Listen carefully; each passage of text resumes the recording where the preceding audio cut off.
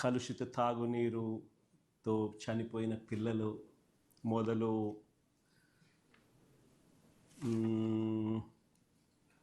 కొత్త మెడికల్ కాలేజీలను ప్రైవేటీకరణ మొదలు, ఉద్యోగుల సమస్యలు మొదలు, విశాఖపట్నం స్టీల్ ప్లాంట్ మొదలు,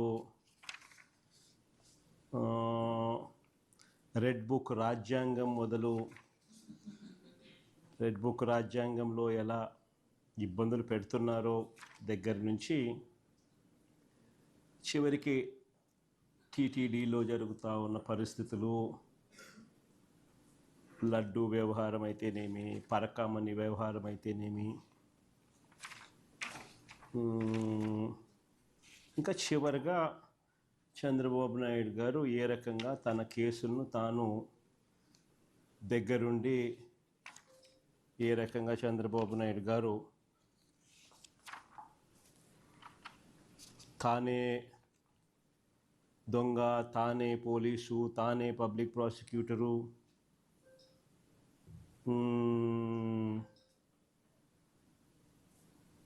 చివరికి తనదే గవర్నమెంటు, తానే అధికారుల మీద ప్రెజర్ పెట్టడము, తర్వాత తన మీద ఉన్న కేసులు తానే కోర్టులో పిటిషన్ ఎలా వేయించుకొని విత్డ్రా చేసుకుంటా ఉన్నారు. ఇది బెయిల్ వయలేషన్స్ కాదా అన్న కాడికి అన్న వివరాలతో చివరిగా ఫైనల్గా కంక్లూజన్స్లోకి పోతాం. సో ఇవి by and large agenda items. సుదీర్ఘంగానే ఉంటుంది, బట్ ప్రతి అంశం కూడా రాష్ట్ర ప్రజలకు తెలియాల్సిన అవసరం ఉన్న అంశాలే. నాణ్యానికి ఇటువైపున్న వర్షను ప్రజలందరికీ కూడా తెలుసుకోవాల్సిన అంశాలు. సో మొట్టమొదటిగా రైతుల సమస్యల దగ్గర నుంచి మొదలు పెడదాం. నిజంగా ఈరోజు రాష్ట్రంలో వ్యవసాయం ఎలా ఉంది, రైతుల పరిస్థితి ఎలా ఉంది అన్నది నిజంగా చూస్తే రాష్ట్రంలో పాలన సేవ్ ఆంధ్రప్రదేశ్, సేవ్ ఆంధ్ర అన్న పరిస్థితి మాదిరిగానే ఆంధ్ర రాష్ట్రంలో పాలన సాగుతూ ఉంది. అందరూ కూడా దేశం మొత్తం కూడా హలో ఇండియాస్, మా రాష్ట్రం వైపు ఒకసారి చూడండి అని చెప్పి నిజంగానే ప్రతి ఒక్కరం అనాల్సిన పరిస్థితిలోనే ఈ రాష్ట్రంలో ఈరోజు పాలన సాగుతూ ఉంది. మరి ముఖ్యంగా అడుగులు ముందుకు వేస్తే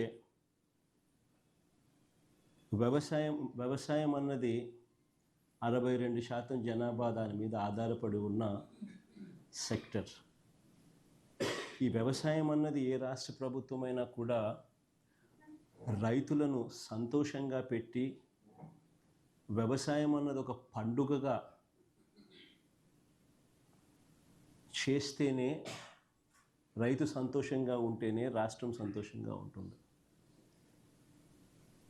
రైతు కూలీ సంతోషంగా లేకపోతే రాష్ట్రం ఎప్పుడూ కూడా ఎదగదు, వెనకడుగు వేయాల్సింది.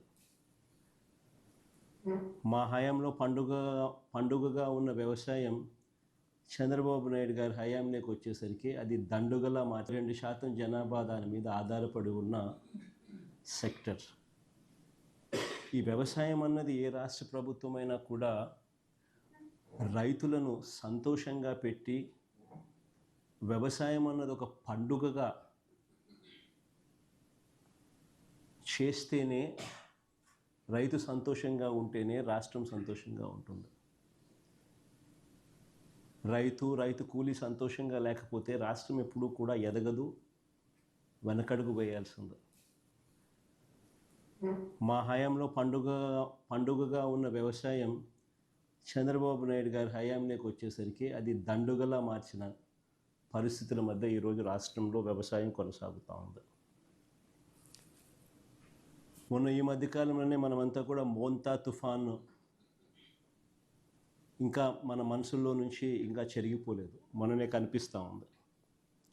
అసలు ఆ మోంతా తుఫాను వచ్చినప్పుడు మీ అందరికీ కూడా అవగాహన ఉండి ఉంటుంది. అసలు ఏ రకంగా దానికి బిల్డప్ ఇచ్చారని అంటే, ఇక్కడ నుంచి చంద్రబాబు నాయుడు ఆర్టీజీఎస్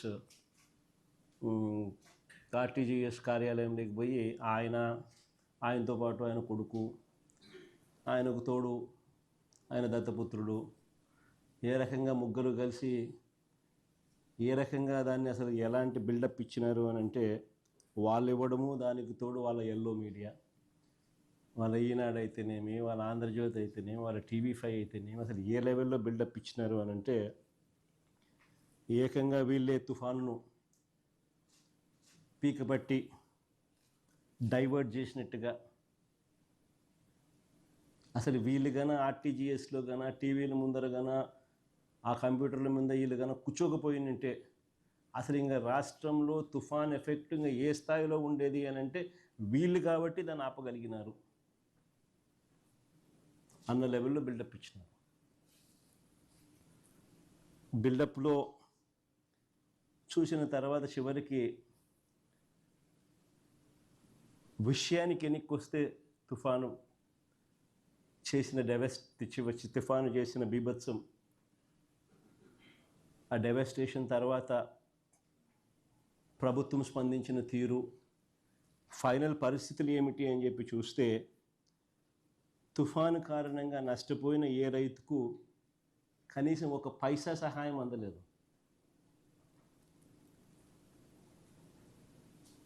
ఆశ్చర్యం ఏమిటి అని అంటే, దాదాపుగా 15 లక్షల ఎకరాలను తగ్గించేసి 4-5 లక్షలు కుదించేసినారు. పోనీ కుదించిన దానికన్నా కానీ కనీసం నష్టపరిహారం ఇచ్చారా అని అంటే అది లేదు, ఓ పైసా ఇలా. సరే, ఈ తుఫాను మోంతా తుఫాను గురించి పక్కన పెట్టండి. చంద్రబాబు నాయుడు గారి ఈ 19 నెలల పరిపాలనలో రాష్ట్రంలో దాదాపుగా 17 సార్లు ప్రకృతి వైపరీత్యాల కారణంగా, అంటే అది కరువు కావచ్చు, తుఫాన్లు కావచ్చు, 17 సార్లు ఈ 19 నెలల కాలంలో చంద్రబాబు నాయుడు గారి పరిపాలనలో ఈ 19 నెలల కాలంలో 17 సార్లు ఇన్పుట్ సబ్సిడీని వారంట్ చేసింది. ప్రకృతి వైపరీత్యాల వల్ల రైతులు కరువు వల్ల అయితేనేమి, తుఫాన్లు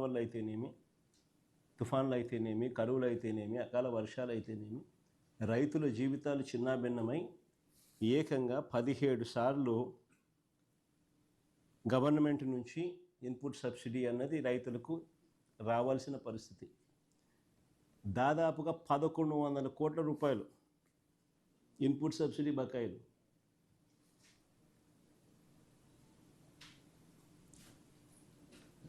ఇచ్చి పుణ్యం కట్టుకోలేదు పెద్ద మనిషి.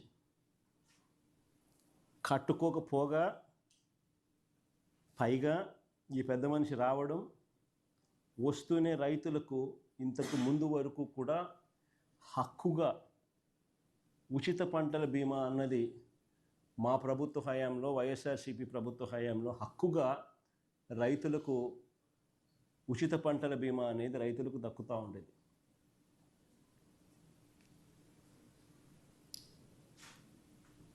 అలాంటిది మా హయాంలో అయితే దాదాపుగా 7,400 కోట్లు, 7,800 కోట్లు ఇచ్చినాం రైతులకు. ఉచిత పంటల బీమా ప్రభుత్వమే చేసి, రైతు తరఫున కూడా ప్రభుత్వమే కట్టి, దాదాపుగా 7,800 కోట్లు, 7,400 కోట్లు, ఎగ్జాక్ట్గా నెంబరు 400-500 crores అటు ఇటు, 7,400, 7,800 crores ఆ కైండ్ ఆఫ్ సపోర్ట్ ఫార్మర్స్కు ఇవ్వడం జరిగింది. ఈరోజు రైతులకు హక్కుగా రావాల్సిన ఆ ఉచిత పంటల బీమా చంద్రబాబు నాయుడు అధికారంలోకి రాగానే ఆ బీమా పథకాన్ని రద్దు చేసినాడు.